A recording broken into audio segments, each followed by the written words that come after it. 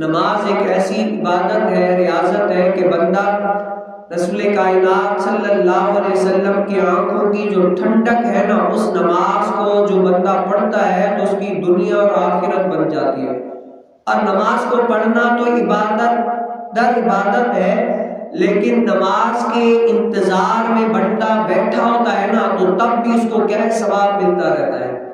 اگرچہ نماز نہیں پڑھی، ابھی صرف کیا کرتا ہے، مثال کے طور پر نماز جماعت کے لیے آ گیا، ابھی جماعت میں بہت سارا ٹائم ہے، تو کیا ہے، آ کر مسجد میں درود و سلام پڑھنے لگا، اللہ تعالیٰ کا ذکر خیر کرنے لگا اور بیٹھا رہے، بندے کو تب بھی ثواب ملتا ہے۔ حضرت سیدنا ابو ہریرہ رضی اللہ تعالیٰ عنہ سے روایت ہے کہ رسول کائنات صلی اللہ علیہ وسلم نے فرمایا کہ بندہ اس وقت تک نماز ہی میں رہتا ہے جب تک مسجد میں بیٹھا نماز کا انتظار کر رہا ہوتا ہے۔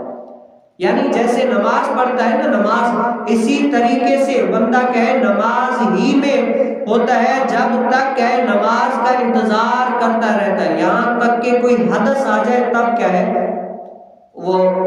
فضیلتیں اس کو منقطع ہو جاتی ہے۔ تو ایک صحابی نے عرض کیا کہ اے ابو ہریرہ، حدث کیا ہوتا ہے؟ تو حضرت سیدنا ابو ہریرہ رضی اللہ تعالیٰ عنہ نے فرمایا کہ حدث وہ ہوتا ہے کہ آواز کے ساتھ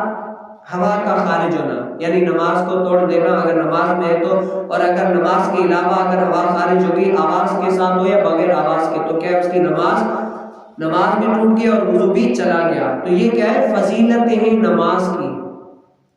کیا ہے، فضیلتیں ہیں نماز کی۔ اور یہ حدث عام ہے، اگرچہ آپ آواز کے ساتھ ہو یا بغیر آواز کے، الغرض وضو توڑنے والی کوئی بھی چیز پائی گئی تو کیا ہے، وہ فضیلت اس سے منقطع ہوگی، پھر جا کر وضو کر کے پھر وہیں سے شروع کرے عبادت، ریاضت، نماز کا ٹائم ابھی ہے، بیٹھا رہے تو اس کو پھر وہ فضیلتیں میسر آئیں گی۔ اور علماء فرماتے ہیں کہ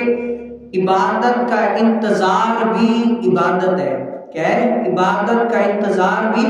عبادت ہے۔ جیسے نماز بہت افضل و اعلیٰ عبادت ہے، تو اس نماز کا انتظار کرنا یہ بھی کیا ہے، عبادت در عبادت ہے۔ تو اللہ تعالیٰ ہمیں رسول کائنات صلی اللہ علیہ وسلم کی شریعت پر عمل پیرا ہونے کی توفیق نصیب فرمائے، اور رسول کائنات صلی اللہ علیہ وسلم کے فرامین پر عمل پیرا ہونے کی توفیق نصیب فرمائے۔